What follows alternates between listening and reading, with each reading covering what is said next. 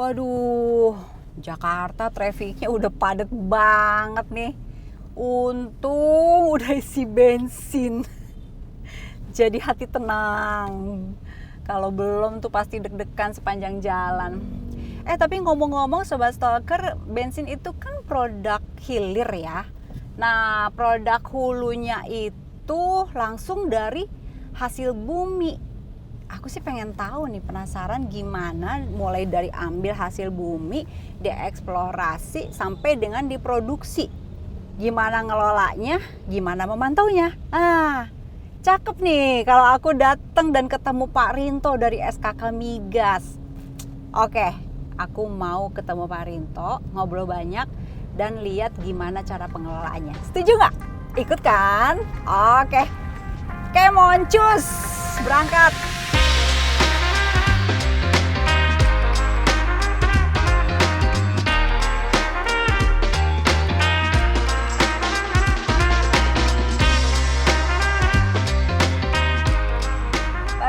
Makasih loh Pak. Jadi saya itu tadi habis isi bensin tuh Pak. Tapi kalau isi bensin itu kan minyak yang udah jadi udah tinggal dimasukin dipakai sama masyarakat gitu kan. Itu BBM ya. Oh itu BBM. Bahan bakar minyak. Ya bahan bakar minyak tapi orang umum bilangnya bensin Pak.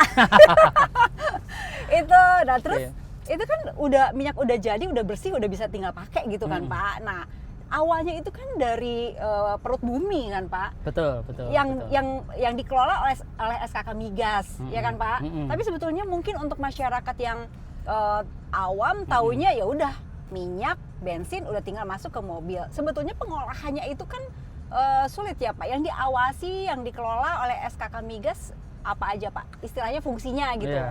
Ya mungkin gini Mbak. Jadi pertama kali saya mesti cerita dulu begini supaya lebih gampang ya, supaya orang awam juga bisa memahami ya. Jadi memang di dalam bisnis minyak dan gas itu atau bisnis migas itu secara umum atau menurut undang-undang bahkan Undang-Undang 22 2001 itu dibagi dua. Ya, dibagi kedua, yaitu pertama adalah bisnis yang berkaitan dengan hulu migas ya, kegiatan hulu migas biasanya disebut dengan upstream business gitu ya kalau dalam bahasa Inggris ya. Upstream business.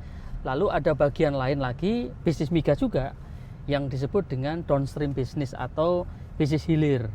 Jadi ada hulu, ada hilir. Nah itu mesti dipahami dulu. Nah kalau kita bicara hulu dan hilir, lalu kita dengan mudah bisa mengidentifikasi ini bagian hulu atau hilir. Jadi misalnya contohnya tadi beli bensin di pom bensin. Itu pekerjaannya orang hilir Bu. Ya pekerjaannya bisnis hilir. Nah jadi apa sih yang dikerjakan hilir? Hilir itu mengerjakan empat pekerjaan yang hilir itu, yaitu pengolahan, pendistribusian, kemudian memperdagangkan dan inventory atau apa namanya penyimpanan, penyediaan. Itu di hilir. Itu bukan dikerjakan oleh SKK Migas. Ya. Pengaturannya dilakukan oleh BPH Migas namanya itu. Jadi yang hilir tadi itu dikerjakan oleh BPH Migas. Ya, pengaturannya. Nah, sedangkan SKK Migas itu mengerjakan yang hulu. Yang hulu. Itu mulai dari hulu itu pekerjaannya cuma dua. Cuma dua pekerjaannya. Pekerjaan cuma dua, yaitu pekerjaannya melakukan eksplorasi dan melakukan eksploitasi. Yang dihasilkan apa? Yang dihasilkan adalah minyak bumi dan gas bumi. Yang menjadi bahan dasar nanti untuk menjadi BBM tadi. Nah, gitu kira-kira. Kalau yang itu kan tadi eksplorasi dan eksploitasi. Berarti eksplorasi itu masih istilahnya masih nyari gitu ya Pak ya? Betul. Itu semua diatur oleh SKK Migas. Jadi betul. Jadi fungsi SKK Migas itu agak beda dengan yang BPH ya. Kalau BPH tadi BPH Migas itu kan mengatur ya, memang ada badan pengatur. Kalau di SKK Migas itu bukan badan pengatur, namanya badan pengelola. Badan pengelola atau badan pelaksana ya, pelaksana. Nah, melaksanakan apa? Melaksanakan kegiatan eksplorasi dan eksploitasi yang dalam pengerjaannya itu dilakukan bekerja sama dengan perusahaan-perusahaan minyak. Ya, baik asing maupun baik dalam negeri. Baik perusahaan multinasional. Aha. Jadi kalau kita membahasakannya bukan perusahaan asing, Bu. Oke. Ya kita membahasakan perusahaan multinasional karena dia ada di banyak negara. Ya. Ya nanti kalau dibilang asing nanti diadu sama yang non asing kan gitu kan. Ya enggak gitu. Ya, Jadi cara ya. ngelihatnya adalah ini perusahaan Multinasional. multinasional Oke. atau perusahaan nasional gitu ya. Mhm. Nah, perusahaan multinasional atau nasional pun juga ada yang mengerjakan hulu dan hilir. Ya. Nah, misalnya contohnya BP Indonesia. BP Indonesia di Indonesia itu BP itu mengerjakan bagian hulu juga yang upstream ya. Yang upstream yaitu melakukan eksplorasi, mencari dan membuktikan bahwa keberadaan minyak itu ada, lalu mengeksploitasi, mengangkat minyak dari dalam perut bumi. Oke. Nah, tapi BP juga punya yang di downstream.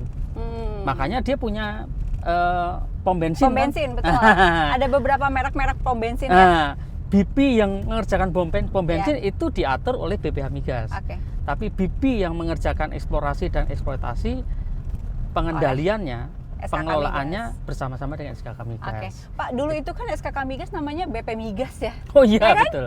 Ya kan, Iya, Pak? betul, Nah, betul. itu kemudian oleh Mahkamah Konstitusi ya, itu ditiadakan, diganti menjadi SKK. Ada bedanya nggak Pak? Atau sama aja? Ya, jadi mungkin flashback dikit ya. Jadi memang BP Migas itu quote unquote dibubarkan ketika MK mengeluarkan putusan nomor 36 waktu itu 2012 ya. Nah, tetapi memang kegiatan hulu migas ini kan tetap harus berjalan. Iya. Ya. Dan sebagian besar atau bahkan semua ya, semua bisnis yang dilakukan di hulu itu kan sifatnya kerjasama dengan pihak lain. Pihak lain itu bisa badan usaha milik negara, bisa badan usaha BU aja ya, badan usaha ya, atau multinasional juga kadang-kadang. Nah, itu kan harus ada partnernya gitu loh. Nah, ini yang kemudian ketika BP Migas tidak ada, ditiadakan dengan putusan MK itu, tetap harus ada pengganti yang mewakili pemerintah gitu ya. Nah, makanya kemudian dibentuklah SKK Migas dengan Perpres nomor 95 itu 2012.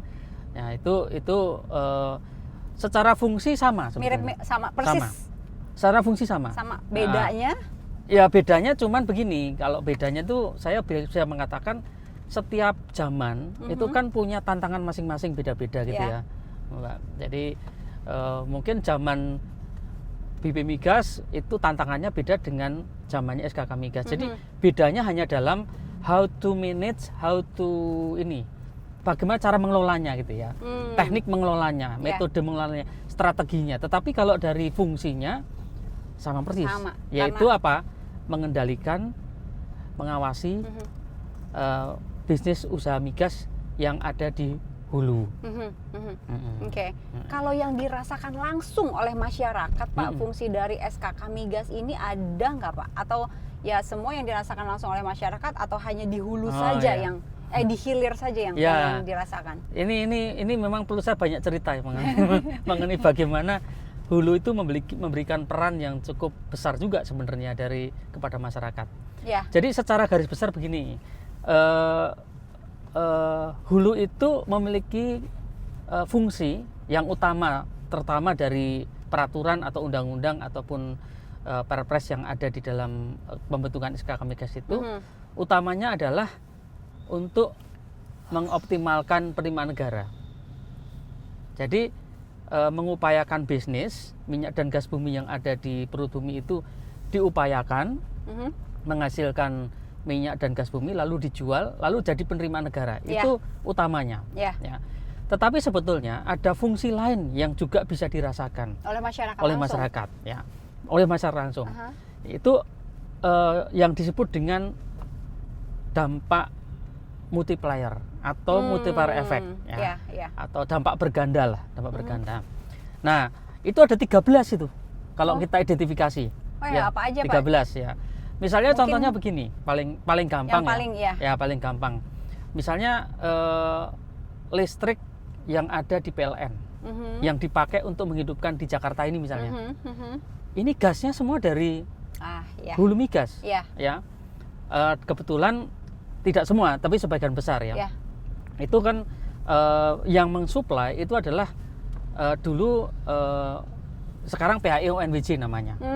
Dulu Arko, ya dulu Arko, lalu jadi BP ONWJ, lalu sekarang jadi PHI ONWJ. Itu hulu itu. Artinya kalau gas itu tidak mengalir dan kemudian tidak bisa menghidupkan peralatan yang di PLN yang ada di Tanjung Priok sana, ya nanti mati semua nih listrik di Jakarta. Jadi sebetulnya ada peran penting di dalam konteks masyarakat mendapat manfaat ya. Cuman memang tidak kelihatan. Orang lihatnya cuma PLN doang gitu kan. Yang kelihatan tuh yang di hilir-hilir Pak. PLN, Pertamina gitu kan masyarakat lihatnya itu. Nah, kalau di daerah itu lebih kelihatan. Karena apa? Karena biasanya lapangan-lapangan itu ada di daerah. Ya misalnya ada di Papua sana, ada di Tangguh Project, ada yang di Surabaya gitu. Di lapangan banyak sekali yang di Madura, mungkin di Kalimantan, di Sumatera. Nah, kalau di daerah lebih kelihatan.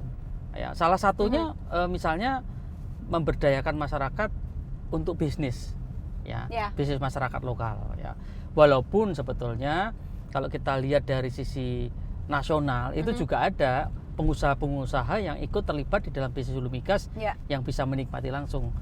Jangan lupa loh, TKDN kita itu sampai 58% dari total investasi. Kalau investasinya itu sampai dengan 12, something miliar dolar, itu tahun ini ya kurang lebih outlook-nya. Itu nanti 58% itu lokal. Artinya apa? Artinya dia sebagai memberikan dampak multiplier yang cukup besar kepada masyarakat, investor atau pengusaha gitu ya. Nah, tentu saja nanti pegawai-pegawainya juga, tenaga kerja di daerah juga begitu bertambah. Jadi ada manfaat langsung yang bisa dirasakan oleh masyarakat. Pak, kalau hilir itu kan orang bisa lihat langsung gitu. Tapi kalau hulu kan jarang masyarakat yang bisa lihat langsung ya, karena kan letaknya mungkin di dalam-dalam, di pelosok-pelosok gitu, atau bahkan di lepas pantai betul. Nah itu di seluruh tanah air itu banyak Pak, titiknya ada berapa titik? Ada 174 titik. 174 titik. Kita sekarang ada sekitar 147 di seluruh Indonesia ya. 174 Pak? 174. Oke. Itu dari Sabang sampai Merauke? Iya, dari Sabang Merauke. Bapak pantau itu? Iya, nanti kita bisa lihat ke kantor ya kalau mau. Serius? Ya. Nanti kita lihat kira-kira bagaimana cara kita memantau sekian banyak titik dan produksi yang kita bisa lihat online. Online dan ada on time juga ya, artinya tidak semua online. Dan itu juga berkoneksi dengan semua perusahaan yang ada di situ. Jadi tidak hanya koneksinya itu juga termasuk dengan perusahaan-perusahaan minyak gitu loh. Itu kayak semacam ini itu Pak, kayak ruang kontrol yang banyak layarnya gitu. Iya, betul. Saya boleh lihat-lihat Pak? Oh iya. Nanti sebentar kita ke kantor kita. Saya kan jemput Bapak nih sebetulnya pengen tahu lebih banyak tentang pengelolaan di hulu gitu loh Pak. Tapi kalau misalnya Bapak di ruangan Bapak atau di kantor Bapak ada itu boleh. Nanti kita lihat sama-sama ya. Jadi bagaimana SKK Migas itu melakukan pengendalian atau pengelolaan terhadap aktivitas di seluruh Indonesia, seluruh pekerjaan yang ada di Nusantara ini ya. Itu kita bisa lihat, nanti kita bisa lihat. Baik minyak dan gas. Minyak dan gas, proyek-proyek juga termasuk juga pergerakan kapal kita juga tahu. Itu misalnya kapal yang mengangkut minyak bumi itu kita juga bisa kontrol. Nanti kita bisa lihat sama-sama. Kesini bisa nggak Pak? Bisa. Kesini bisa. Oke. Kita lewat sini aja ya. Mantap. Jadi selama ini kan orang ya belinya bensin aja. Memang terutama untuk orang-orang kota ya, orang-orang kota Jakarta, orang yang even yang di Surabaya tapi di kota juga mungkin karena nggak ngeh juga ya. Walaupun di Surabaya itu dekat sekali dengan lapangan-lapangan minyak ya. Tapi kalau orang-orang di daerah yang setiap hari ngelihat pompa minyak, kemudian melihat plant yang mengolah minyak menjadi minyak kotor menjadi minyak bersih gitu yang nanti siap untuk dijual ya. Itu akan mereka udah terbiasa. Tapi kalau orang Jakarta memang orang Jakarta menjadi mana ya Iya. barangnya gitu loh. I- Nggak pernah lihat gitu ya. yang saya tahu teman-teman ini paling teman-teman SMA atau teman-teman kuliah yang mereka misalnya kuliah di ITB atau mana Iya, gitu. iya, iya, iya. Lihat fotonya aja tuh Pak, saya sedang dilepas pantai Iya, gitu. iya, iya. Ya. Kayak gitu-gitu. Ya, apalagi di lepas pantai. Lepas pantai itu kan jauh dari daratan gitu juga mungkin nggak kelihatan juga orang di sini kan. Jadi memang kita yang mungkin membuat kita agak sulit mengkomunikasikan adalah itu ya. Karena orang-orang nggak ngelihat langsung ya. Oke. Tapi sebetulnya bisa merasakan langsung juga. Jadi kalau salah satu manfaat tadi ya saya sampaikan tadi mungkin belum saya ceritakan. Kalau ke Balikpapan itu ketemu namanya Jalan Minyak. Nama jalannya. Nama jalan minyak. Ah, Jalan oke. minyak itu dari ujung ke ujung. Jalan itu aslinya dulu adalah jalan yang dipakai untuk industri minyak ketika pertama kali. Oh, oke. Gitu loh. Aha. Nah sekarang menjadi jalan utama. Hmm. Artinya apa? Artinya masyarakat nggak perlu bikin jalan utama lagi karena sudah disediakan. Oke. Dan artinya ketika kita membangun infrastruktur itu, ketika kemudian semakin maju, masyarakat menjadi semakin berkembang, itu bisa dimanfaatkan sama masyarakat. Oke. Bapak pernah tuh Pak datang-datang ke Ba- semua titik 100? Saya? Ya. Enggak 100 semua, sekian itu. tapi sebagian besar saya sudah kunjungi, sudah pernah kunjungi ya.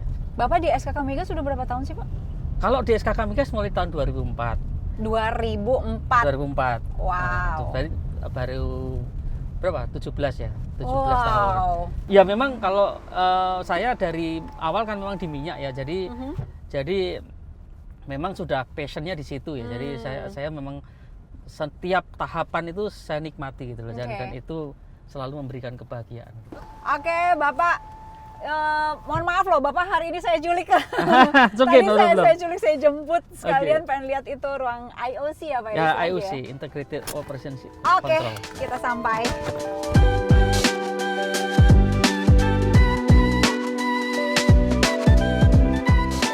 Sampai nih Pak. Kantor Bapak di Ya, sini berarti ya. ya tiap hari. Tapi SKK Migas Bapak engineer, kan kebayangnya orang eksplorasi, Ya. itu orang-orang teknik semua Memang gitu. memang pada saat awal-awal ketika exploration, development, construction itu memang banyak engineer ya. Tapi belakangan nanti kalau sudah mulai operasional jalan, itu mulai banyak itu yang non engineer harus masuk. Misalnya Iya. ya mungkin SDM-nya juga harus banyak orang, Iya, lalu betul. kemudian keuangan juga Ya, perlu. seperti perusahaan aja lengkap di situ ada Ya. ada HRD, Ya, ada ya, betul. ada finance-nya. Nah, betul. Karena memang kesannya kalau orang banyak itu taunya minyak itu selalu Iya, engineer gitu iya. kan. Tapi Iya. memang sebenarnya seperti perusahaan pada umumnya ya. Jadi ada engineer-nya juga, tapi ada juga yang non engineer. Memang pada saat awal-awal engineer yang kebanyakan Iya, iya, exploration. ujung tombaknya gitu ya. Pada Pak, saat ya? awal. Oke, kira- ruangan Bapak. Kita Ini ke ruangan ruangan Bapak saya. dulu tuh ke IOC dulu ya, Pak? Kita ke ruangan dulu Oh sebentar. ya, siap, Ya. siap. Oh iya, Bapak harus nyimpen-nyimpen Ya, ini dulu mesti ya. tak taruh dulu tas-tas ini. Silakan, Oke. Pak. Pak, Kasih. sekarang, oh ini ruangan Bapak. Iya, iya. Silakan, Wah, silakan. enak banget nih, Pak. Ya. Pemandangannya. Oh, Ya, ya. pemandangannya Silakan, bagus silakan. banget. Iya, makasih, Pak. Sekarang SKK Migas sedang sibuk proyek apa aja nih, Pak? Mungkin saya akan ceritakan aja gini ya, ada 12 proyek yang kita sudah selesaikan di tahun 2021 sampai dengan September ini ya. 2021. September ini. Targetnya memang 1 tahun kan akan selesai 12 proyek. Tapi kita sudah menyelesaikan di September ini 12 proyek. Jadi akan ada 3 proyek lagi akan selesai sampai Desember nanti. Iya, Jadi kita sedang mengupayakan dan mengejar beberapa proyek sampai dengan di bulan Desember nanti. Jadi kira-kira mudah-mudahan bisa sampai 15 ya. Melebihi target berarti, Pak? Ya, harapannya Oke. begitu.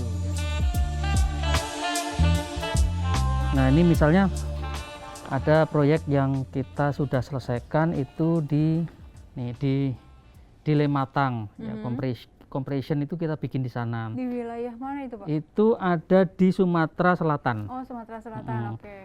Di Sumatera Selatan itu ada 1, 2, 3, 4 ya. Terus nanti di Jawa Timur ada beberapa, misalnya ada ini di Akasia Bagus, ini Pertamina EP ada di Jawa gitu ya.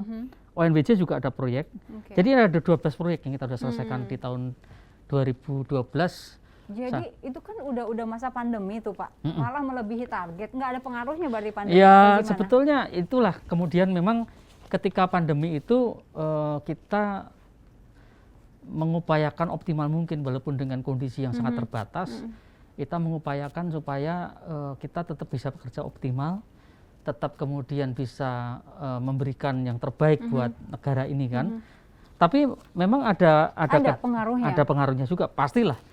Saya kira semua perusahaan akan punya dampak ya. Yang paling kelihatan dampaknya itu adalah untuk misalnya pada saat pandemi itu kan harus karantina ya, orang harus karantina.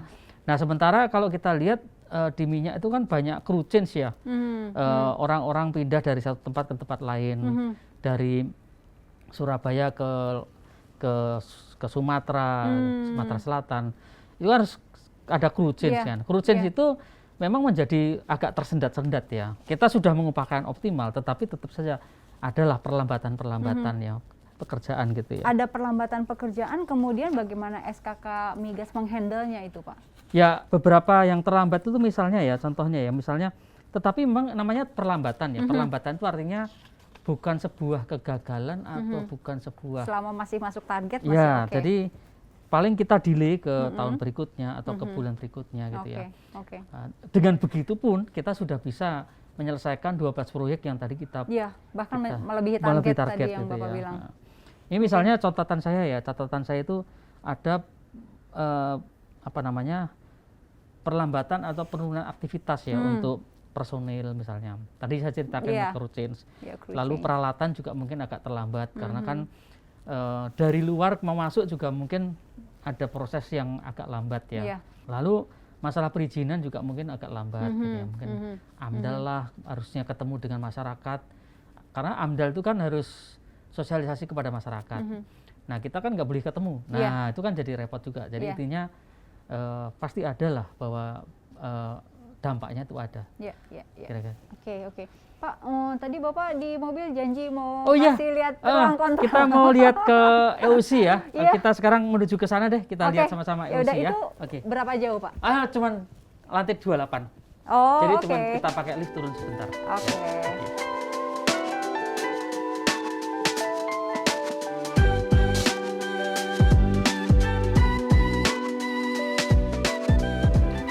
Nah, kita sekarang udah sampai nih. Ini namanya IOC Integrated Operation Center ya. Nah, ini depannya, lalu kemudian ini diresmikan oleh Pak Menteri, Pak Arifin Tasrif itu tahun 2019 Desember. Jadi belum terlalu lama sebetulnya. Belum terlalu lama. Ini kan semacam monitoring gitu ya Pak? Ya, ini tempat kita mengontrol memang tidak seluruhnya kita kontrol di sini, tapi ini yang penting-penting kita kontrol, yang bisa langsung segera kita ketahui. Kalau sebelum tahun 2019 kontrolnya pakai apa Pak? Ya dulu memang ada yang datang langsung ke sana. Waktu itu kan belum. Waktu itu juga sudah ada, cuma tidak sebagus sekarang ya. Iya, kalau sekarang cukup di satu ruangan, dikontrol semuanya. Apa aja tuh Pak yang dikontrol? Nah, ini sekarang kita lihat sama-sama yuk.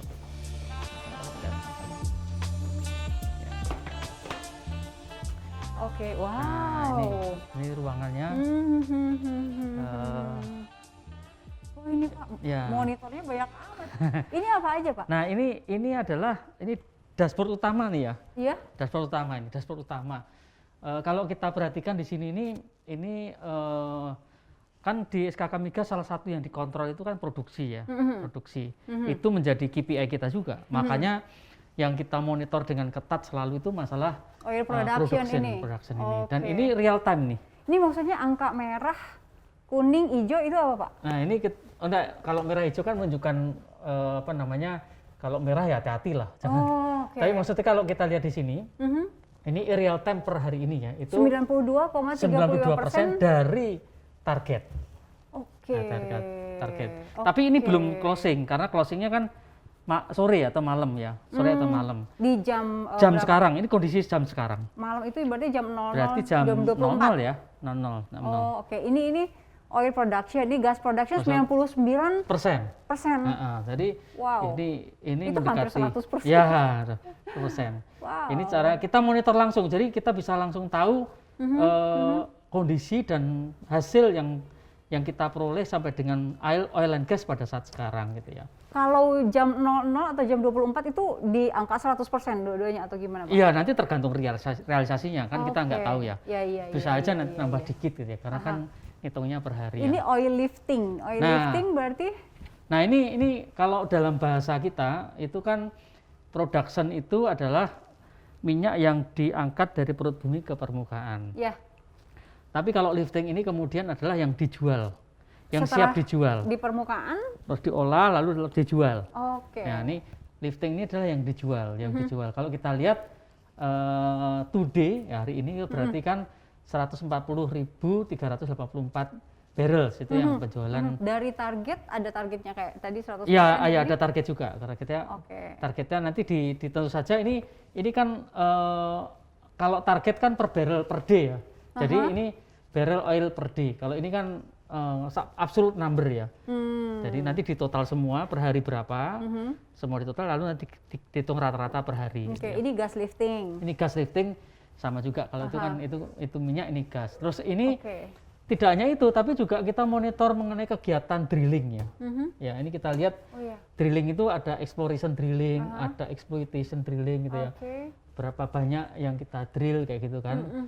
Itu 49% dari apa tuh Pak? 49% dari ini, 24 yang real, 47 yang kita perkirakan. Oke. Jadi ini kalau yang exploration drilling itu 616. 616 itu apa? Titik atau jumlahnya yang akan kita drilling gitu ya. Oke. Terus selain drilling juga workover. Jadi kalau di dalam minyak itu kan ada drilling, darang, terus kemudian exploration drilling, lalu ada kegiatan utama juga workover sama well service. Itu workover itu apa? Well service itu apa? Workover itu namanya pekerjaan ulang ya. Jadi dia bisa kerjaan ulang, pindah lapisan bisa gitu ya. Kalau well service namanya juga well services ya. Jadi sumutnya diperbaiki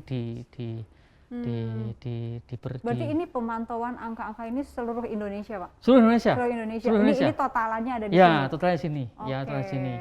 Terus juga ada kita monitor mengenai ini maintenance. Nah, yang kuning-kuning dan orange itu artinya ada plan shutdown. Artinya kalau kita maintenance kan dimatiin dulu ya. Jadi supaya ini kita lihat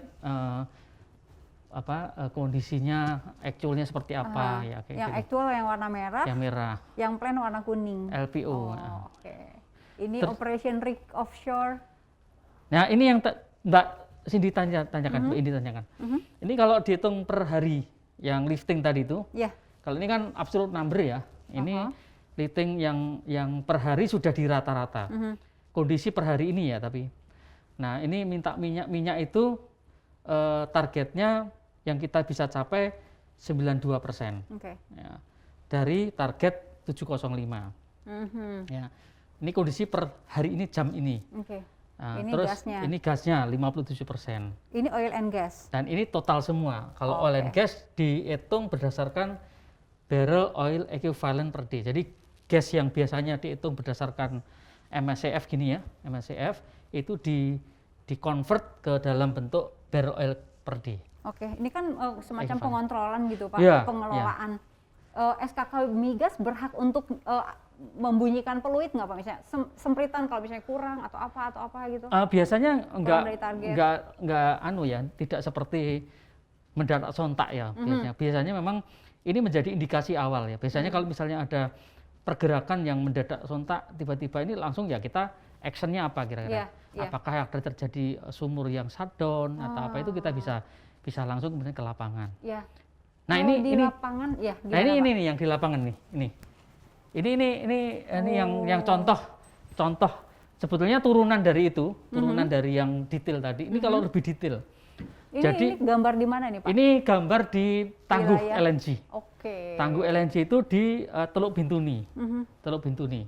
Dia ada 4 platform ya. Ini 1, 2, 3, 4. Nah kita bisa perhatikan, kita bisa monitor itu kan yang di sana kan hasil akhir ya. Kalau ini kita bisa lihat flow-nya.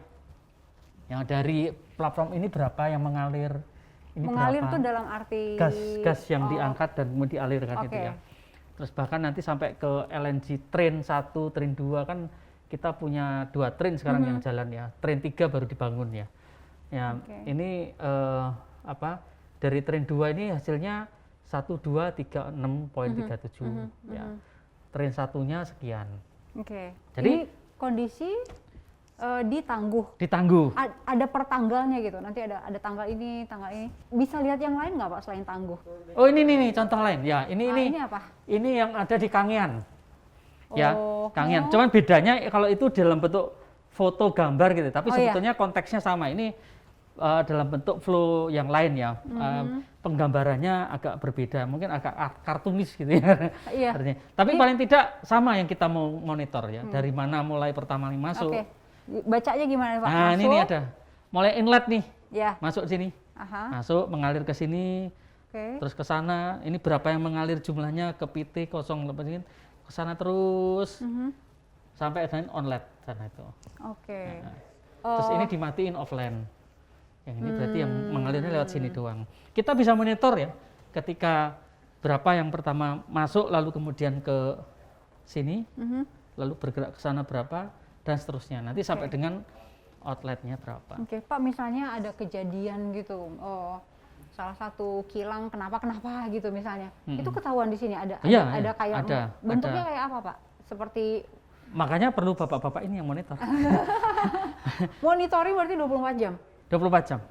24 jam. Oke. Jadi kalau misalnya terjadi sesuatu di titik mana, salah satu di tanah air itu langsung ketahuan. Iya, ketahuan. Dan kemudian tentu namanya kita punya emergency center juga ya. Nah, itu kemudian kita akan menentukan apa saja yang mesti langkah kita lakukan gitu ya. Oke. Seperti apa kita lakukan. Nah, kalau yang di belakang Bapak ini apa? Oh, ini. Iya. Kalau ini kita juga monitor juga pergerakan kapal. Oh, ini yang titik biru ini merah. Jadi yang kapal yang kita punya itu kan yang biru ini ya, biru muda ini. Ini kita punya itu maksudnya yang dikelola SKK Migas, Gagak Rimang nih, namanya Gagak Rimang.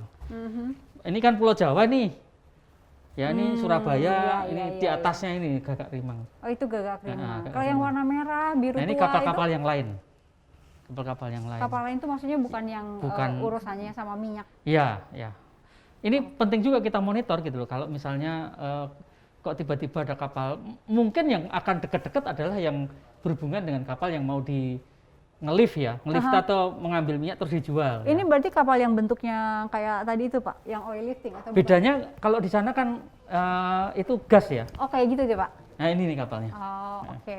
Fotonya. Dia ngangkut minyak yang udah selesai diolah juga, ngangkut ke kalau kalau yang Gagak Rimang ini kan fasilitas untuk ini ya, untuk minyak yang dari sini dialirkan ke sini.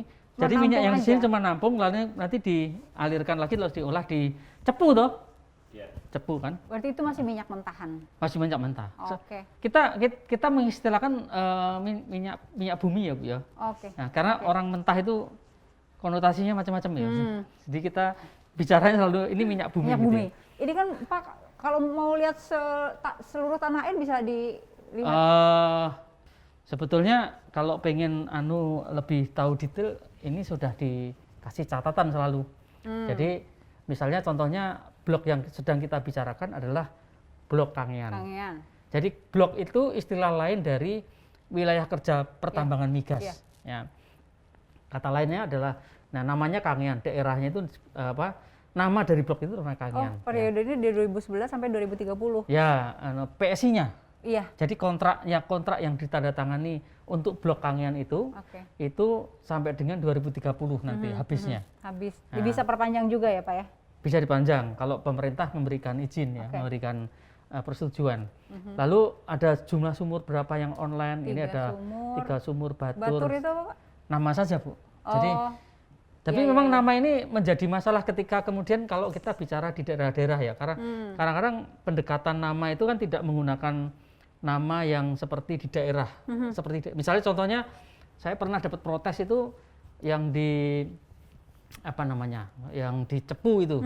Kan sebetulnya lebih dekat ke Blora misalnya. Kenapa enggak namanya Blora? Itu. Terus tapi saya cerita bahwa nama-nama ini tidak ada hubungannya dengan nama daerah. Nama-nama ini biasanya menggunakan nama-nama yang didefinisikan oleh orang-orang geologis gitu ya. Makanya kalau kita lihat yang di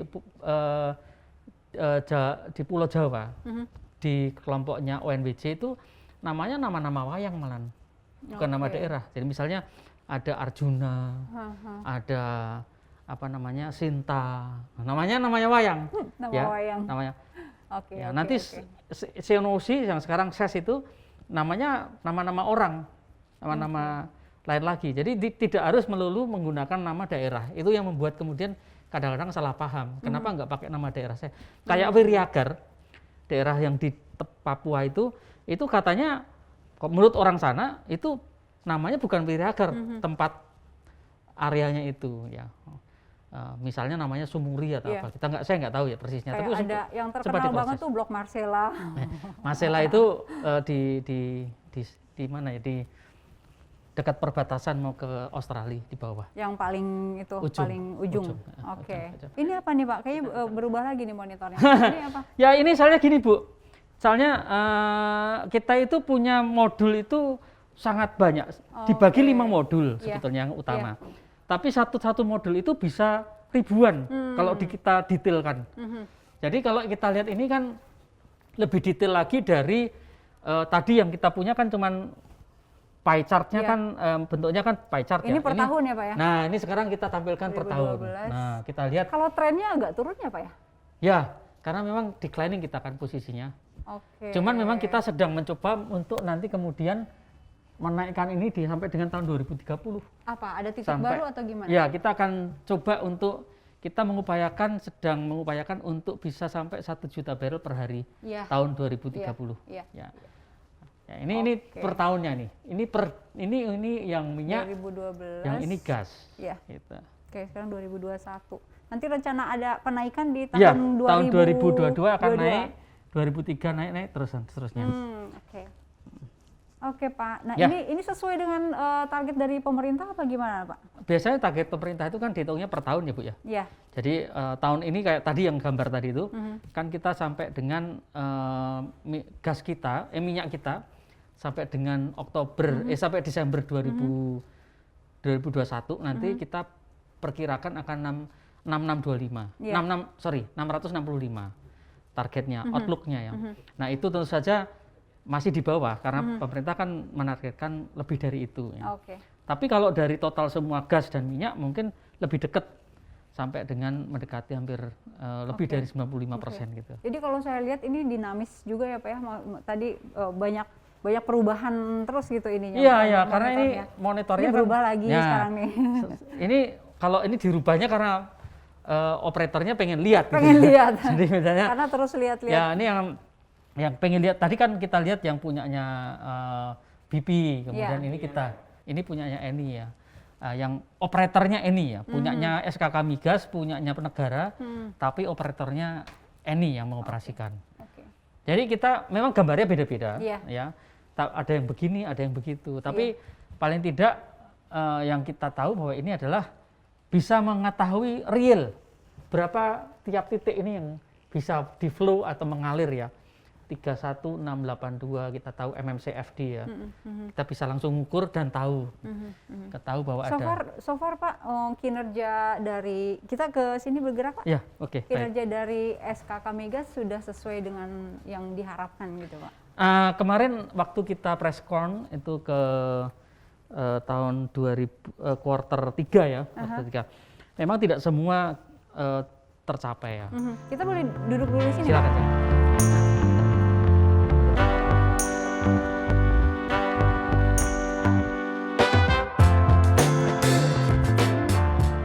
Sejak terbentuk SKK Migas sampai dengan sekarang berapa besar kontribusi untuk negara? Kita bicara penerimaan berarti ya, penerimaan negara. Jadi memang tadi seperti saya ceritakan memang salah satu ya yang kita memang ingin optimalkan adalah dari penerimaan negara dari minyak dan gas bumi. Kalau kita perhatikan di dalam laporan kita per 30 September kemarin gitu ya, penerimaan negara kita itu mencapai sekitar 9,53 billion. Itu kurang lebih sekitar 140 triliun ya kalau kita menggunakan angka dolar sekitar 15.000 atau 14.900. Nah, itu hanya salah satu indikator yang kita kita miliki ya, termasuk tadi produksi kita sudah Iya. lihat. Tapi sebenarnya indikatornya ada yang lain. Jadi misalnya Apalagi misalnya ada reserve replacement ratio.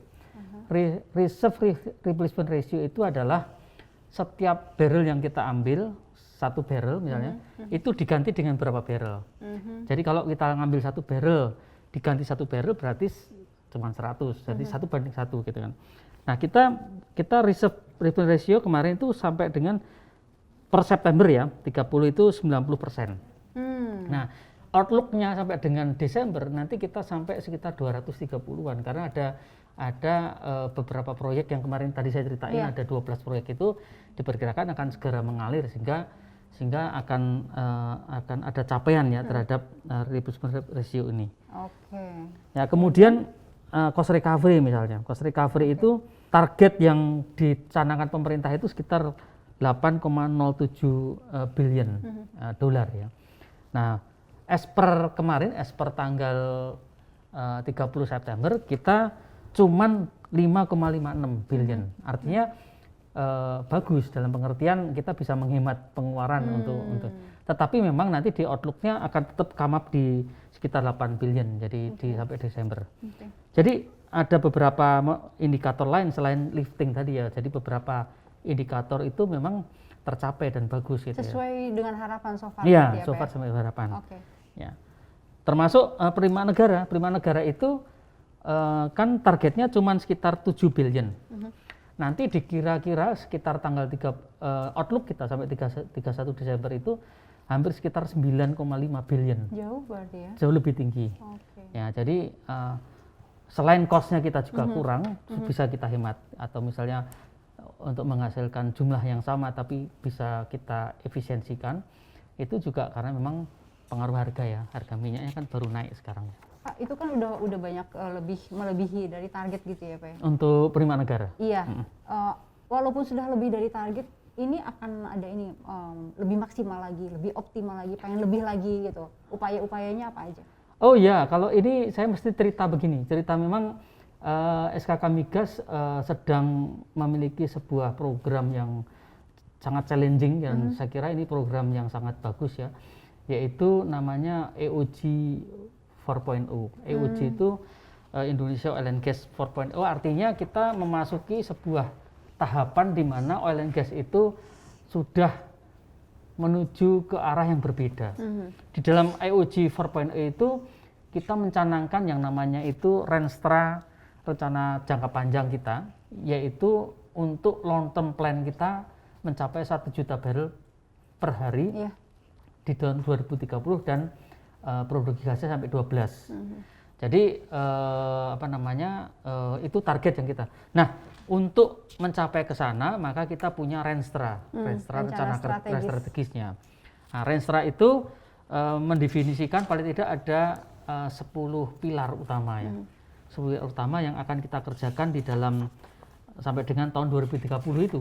Ya. Dari sejak 2020. Sejak tahun lalu. Tahun lalu 2020 berarti. Berarti itu salah satu harapan dari SKK Migas untuk tahun-tahun mendatang, itu salah satunya. Iya. Harapan lain apa Pak?